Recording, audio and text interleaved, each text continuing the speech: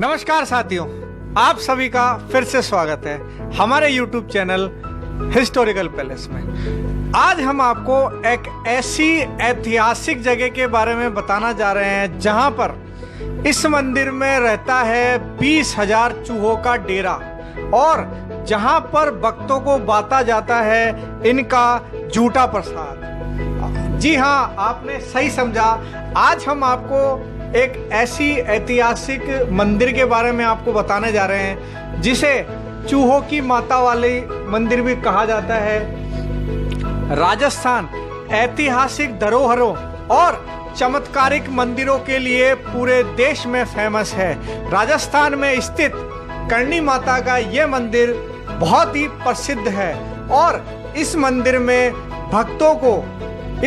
में भक्तों से ज्यादा काले चूहे नजर आते हैं। वैसे यहाँ चूहों को काबा कहा जाता है और इन काबाओं को बकायदा दूध, लड्डू और अन्य खाने पीने की चीजें भी परोसी जाती है और माना जाता है कि इस मंदिर में दर्शन के लिए आने वाले जो भी श्रद्धालु हैं उनकी हर मुरादें पूरी होती है और इसीलिए इसे चूहों वाली माता का मंदिर भी कहा जाता है। जी हाँ, हम आपको बीकानेर के बहुत ही प्रसिद्ध करणी माता का मंदिर देशनोक के बारे में हम आपको बताने जा रहे हैं। तो जिस भी भाइयों ने हमारा चैनल लाइक सब्सक्राइब नहीं किया वो जल्द से जल्द कर लें, क्योंकि हम आपको ऐसी ही बहुत ही इंटरेस्टिंग कहानियां जल्द से जल्द हम आपको इस तरीके की बताते रहेंगे।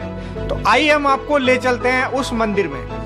राजस्थान के ऐतिहासिक नगर बीकानेर से लगभग 30 किलोमीटर की दूरी पर देशनोक में स्थित करणी माता का मंदिर है, जिसे चूहों वाली माता या चूहों का मंदिर भी कहा जाता है।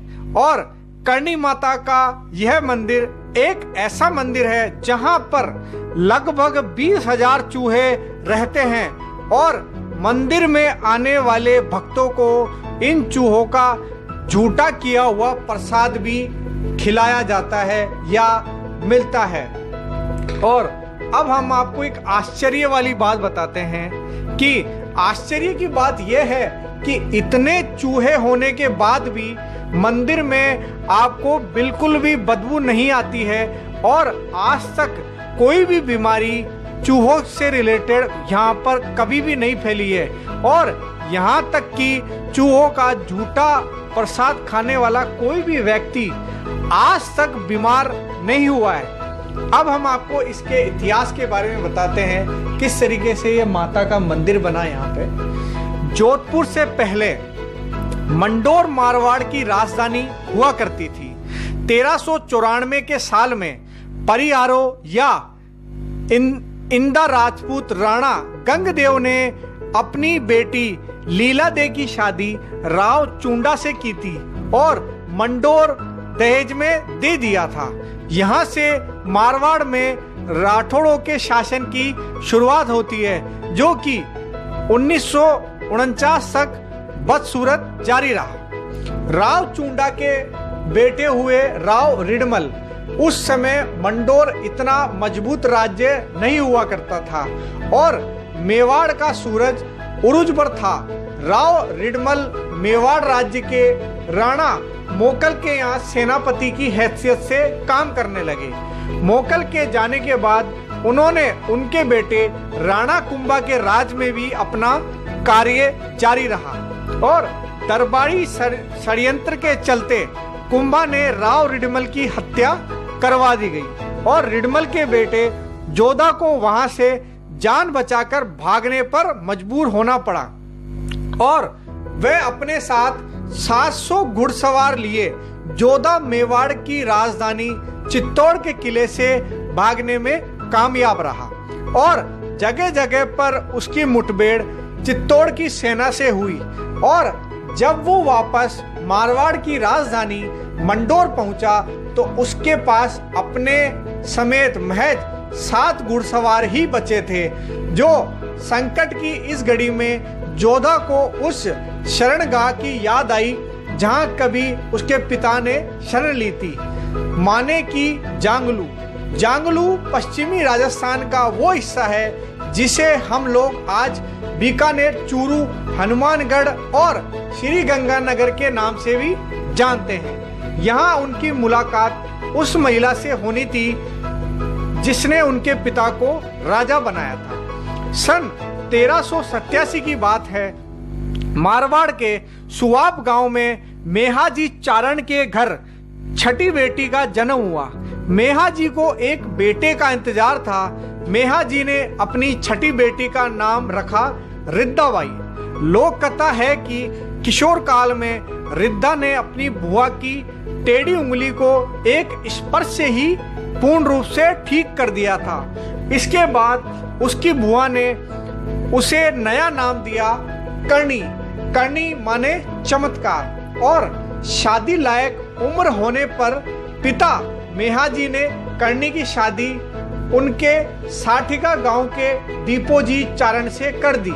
शादी के बाद करणी ने साफ कर दिया कि उनकी शादी में कोई दिलचस्पी नहीं है। करणी ने अपनी छोटी बहन गुलाब की शादी दीपोजी से करवा दी और खुद को गृहस्थ जीवन से बिल्कुल अलग रखा। उस दौरान मारवाड़ में भयंकर अकाल पड़ा और दीपोजी ने अपनी मवेशियों की जिंदगी बचाने के लिए मारवाड़ से जांगलू की तरफ रुख किया। यहाँ के एक गांव में उन्होंने डेरा डाल दिया। उस समय तक राव चूंडा मारे जा चुके थे और उनके बेटे काना राव या कान जी का शासन इस इलाके में चलता था। दीपोजी और करणी ने जांगलू एक गांव में डेरा डाल दिया। यहाँ कानजी के कुछ सैनिकों ने करणी और उनके मवेशियों को पानी पीने से रोक दिया था। जब ये खबर राव डिडमन को लगी तो करणी और दीपोजी के पास आया और उन्हें पास ही के ही एक गांव बीड़ के गोचर में चलने के लिए कहा। करणी के बीड़ जाने की बात सुनकर कानजी खिंच गया और उसने मौके पर आकर करणी को आदेश दिया कि वो उसका राज्य छोड़कर चली जाए। करणी ने उसे काफी धिक्कारा और अंत में शर्त रखी कि अगर वो उनकी पूजा की पेटी बैलगाड़ी पर रख देता है तो वो उसका राज्य छोड़कर स्वयं ही चली जाएगी। और राव कानजी बड़ी मशक्कत के बाद भी ऐसा करने में कामयाब नहीं हो पाया। राव कानजी इससे और गुस्सा हो गया और उसने करणी को ललकारते हुए पूछा कि वो जादू ही दिखा रही है तो वो बताए कि वो कब मरेगा। और करणी ने उसे चेताया कि उसकी जिंदगी महज 1 साल और बची है। इसके बाद करणी ने जमीन पर एक लीक खींची और कानजी ने कहा कि यह लीक ही उसकी जीवन रेखा है, अगर वो इसे पार करेगा तो मारा जाएगा।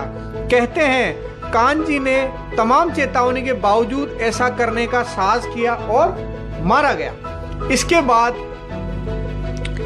बाद करणी ने कानजी के छोटे भाई रिडमल को जांगलू का राजा घोषित कर दिया। यही रिडमल राव जोधा के पिता थे। इस घटना ने करणी को साधारण महिला से एक आध्यात्मिक गुरु के तौर पर स्थापित कर दिया और लोग उन्हें करणी माता के रूप में पूजने लगे। अब हम आपको करणी माता और उनके चूहे के बारे में बताते हैं। करणी माता की बहन और दीपोजी चारण के घर 4 लड़के पैदा हुए। करणी माता इन चारों लड़कों को अपने बच्चों की तरह प्यार करती थी। बाद में इन चारों लड़कों के वंशज देपावत चारण के नाम से जाने गए। देपावत मानी देपा के बेटे।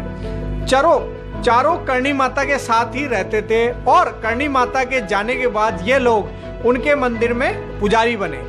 देशनोक जहां आज करणी माता का मंदिर है वहां आज भी देपावत चारणों के 4 मोहल्ले बसे हुए हैं। और यहाँ पर यह भी मान्यता है कि क्योंकि देपावत करणी माता के परिवार के सदस्य हैं इसलिए उन्हें स्वर्ग और नरक के चक्कर से मुक्ति मिल चुकी है। अगर कोई देपावत चारण मरता है तो वो करणी माता के मंदिर में चूहा बनकर पैदा होता है। इन्हें स्थानीय भाषा में काबा कहा जाता है। करणी माता के मंदिर में सैकड़ों की तादाद में चूहे, इस वजह से इन्हें चूहों वाली देवी के रूप में भी माना जाता है। तो हम आशा करते हैं कि आपको हमारी कहानी अच्छी लगी होगी जो हमने आपको देशनोक करणी माता के मंदिर में आपको बताई है। और यहाँ पर लोग देश विदेश से घूमने आते हैं, राजस्थान से भी यहाँ लोग जाते हैं। और अगर आप राजस्थान में घूमने का विचार कर रहे हैं तो आप बीकानेर में एक बार करणी माता के मंदिर देशनोक भी जरूर जाए, क्योंकि बहुत ही अच्छा मंदिर है माता जी का। और यहाँ पे आपको बहुत तादाद में चूहे देखने को मिलेंगे। और आशा करते हैं कि हमारे द्वारा जो जानकारी आपको दी गई है वो आपको अच्छी लगी होगी। और आप हमें हमारे चैनल को लाइक, सब्सक्राइब, कमेंट करके बता सकते हैं। सब्सक्राइब जरूर करें और ताकि हम आपको ऐसी ही अच्छी वीडियो हम आपको बता सकें। और अगर आप किसी जगह के बारे में जानना चाहते हैं तो आप हमें कमेंट्स करके बता सकते हैं, उसको हम वीडियो के माध्यम से आपको उसकी पूरी जानकारी देंगे। और धन्यवाद दोस्तों, जल्द ही फिर मिलेंगे एक नई जगह और एक नए वीडियो के साथ। तब तक आप एंजॉय करें, खुश रहें। धन्यवाद।